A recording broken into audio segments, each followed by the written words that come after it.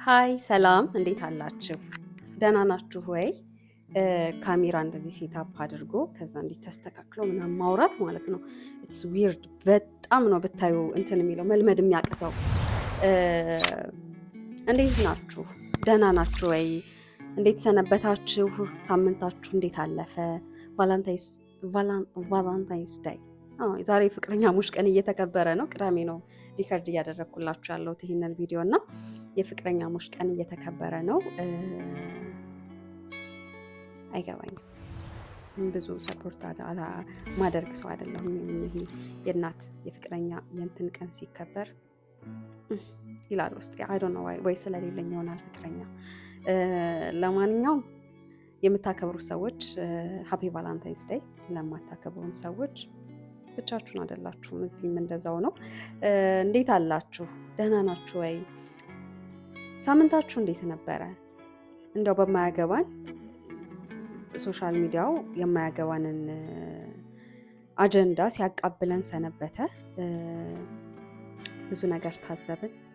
ዛሬ ጠዋት ከወዳጄ ጋር ረዥም ሰዓት እያወራን ነበር ቴሌግራም ላይ እና ስለ ለምን ጥያቄ ጭቅጭቅ እያደረግኩት ነበር። አንቺ እኮ በቃ ስላረጀሽ ነው አለኝ። በጣም ብዙ የማይገቡኝ ነገሮች እየተፈጠሩ ነው አሁን። እሺ ኦኬ ለምን ስል ምንም እንትን የላቸውም። ከዛ ግን በጣም ብዙ ሰዎች ስለዛ ነገር ሲያወሩ ሲከራከሩ አጀንዳ አድርገውት ጊዜያቸውን ሰጠው ሲወያዩበት ምናምን አገኛለሁና ኦኬ ሶ ዋት ስትሉ በቃ ይሏችኋል። በቃ ተብሎ እንዴት ነው ብዙ ነገር ለምሳሌ ይህንን እንትን ወሬ ለምንድን ነው የምታወሪ ምናምን ብትለን ወደ ውስጥ እንድናይ ሊያደርግ ይችላል ብዬ መጠየቅ እንድንችል ያደርጋል። ግን አሁን በተለይ ሰሞኑን ስለሆኑ ሁለት ቲክቶከሮች ምናምን የሆነ ነገር ሆነ ባን ተደረገብኝ አስደረገኝ ኦኬ ሶ ዋት ምናምን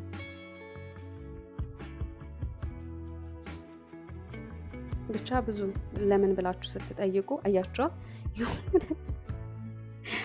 እንትን የለውም መዳረሻ የለውም ወይ መሀሉ እንዲህ ቡጭቅ ያለ ነው መነሻውና የሆነ መዳረሻው ነው እንጂ መሀል ላይ ምንም ስፔስ የለውም እንደነዚህ አይነት ነገሮች። እና እኔ ደግሞ ህይወት መድረሻና መዳረሻው ነው ብዬ አላምንም። መኖር የሆነ መሀል ላይ ያለው ለምን እንዴት ፍትጊያው ከዛስ ምናምን እንደዚህ ነገር ያለበት ሲሆን ነው። ኤኒሃው ዛሬ ላወጋችሁ የመጣሁት ስለ ቤተሰብ ነው።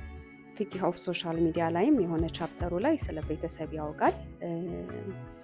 ምን ሆኛለሁ መጽሐፍ ላይም ስለ ቤተሰብ ያወጋልና ለምን እኔም የኔን ፐርስፔክቲቭ ስለ ቤተሰብ አላወጋችሁም ብዬ አሰብኩኝ። ለአመታት በጣም ያብሰለስለኝ ነገር ስለሆነ ማለት ነው። በተለይ ደግሞ እንደ ኢትዮጵያዊ ሀገር ማህበረሰብ የሚሰራው ከቤተሰብ ነው ብዬ አስባለሁ። እና አሁን ከሽፈናል ካለን ጦርነት ካለን ለምን አላደግም ካለን ምቀኝነት ካለን ድህነት ካለን ምናምን ካለን መነሻው ቤተሰብ ነው ብዬ ስለማስብ ስለ ቤተሰብ ብናወራ ብዬ ወደድኩኝ። ኔጌቲቭ ፓርቱን ነው የማወጋችሁ። እሺ ስለ ፖዘቲቭ እድሜ ዘመናችንን ሲሰበከን ምንድን ነው መጧል። ስነ ጽሁፋችንም ሙዚቃችንም ቲያትራችንም ፊልማችንም በጣም ብዙ ሰብኳል ስለ ቤተሰብ፣ ሃይማኖታችን ጭምር ማለት ነው ባህሉ እና ግን ደግሞ ያ የተነገረን ነገር መሬት ላይ የለም። ኦቨርም አንደርም መሬት ተደርጓል ቤተሰብ ብዬ አስባለሁ እንደ ኢትዮጵያዊ ማለት ነው። እና ምኑ ጋር ነው የሳት ነው ታዲያ ብዬ እንዳስብ ያደርገኛል በጣም ብዙ ጊዜ ማለት ነው።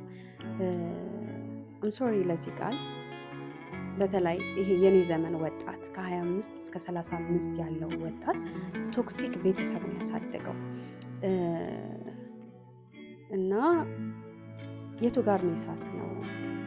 ለምንድን ነው የማይነካ ነገር አድርገን ድብስብስ አድርገን እየኖርን ያለ ነው? ለምንድን ማናወጋበት? በስነ ጽሁፍ ደረጃ ሜሪ ፈለቀ ብቻ ነች ስለ ክፉ እናት የጻፈችው ባለኝ ንባብ ማለት ነው። ሌላም ካለ ኮሜንት ሴክሽን ላይ ያስቀምጡልን።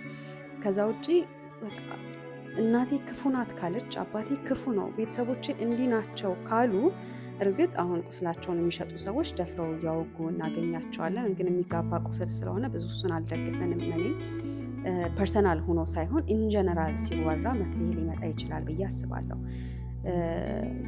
እና ጻድቅ ጻድቅ ጻድቅ ብቻ ወላጆች በየሙዚቃው የምናየው እናት አባቶችን ማለት ነው። ሁሉም ሴት ልጅ ሊወልድ ይችላል፣ እናት መሆን ግን አይችልም። እናት መሆን የሚችሉት በጣም ጥቂቶች ናቸው። ወንዱም እንደዛው፣ ሴት ብቻ አይደለም። እሺ ኃላፊነት የጎደላቸው ወላጆችን በብዛት እየተመለከትን ነው አሁን ላይ ማለት ነው። በእኛ ጊዜ ደግሞ ይጦረኛል፣ ይሄ ልጅ መልከኛ ነው፣ ይሄ በሃይማኖት ጎበዝ ልጅ ነው፣ ይሄ እንደዚህ ሊያደርግልኝ ይችላል ከሚል ፐርስፔክቲቭ የሚወዱ ወላጆች ብዛት ነበሩ። ቀላል የማይባል ቁጥር ማለት ነው። ማኒፕሌት እየተደረግን ያደግነው። እርግጥ በሚያውቁት ልክ አሳድገውናል። የተሻለ መስሏቸዋል እነሱም ያደጉበት። ከዛ የከፋ ስለሆነ ካደጉበት በተሻለ መልኩ ሊያሳድጉን ሞክረዋል። ግን ደግሞ ልክ ያልሆነ ነገርም ነበር። እስከነ እንትኑ እስከነ ሸለፈቱ ግን ዝም ብለን በቃ ይሄ ጀነት አስመስሎ ማውራቱ ልክ አይደለም ብዬ ስለማስብ ነው። እንደ ሀገር የነበርንበት ጦርነት፣ ያ ወንድም ወንድሙ ላይ ጦር ሲመዝ፣ በብሔር ሲጠላላ፣ ሶሻል ሚዲያው ላይ ያለ ርህራሄ ሲሰዳደብ ስናየው፣ ሴት ልጅ በዚህ ልክ ስትጠቃ፣ ወንድም ልጅ እድሜ ለኮሮና ወንድም ልጅ እንደሚጠቃ እኛ ሀገር ላይ ብዙ አሳይቶናል። እና ስናይ ከየት መጣ?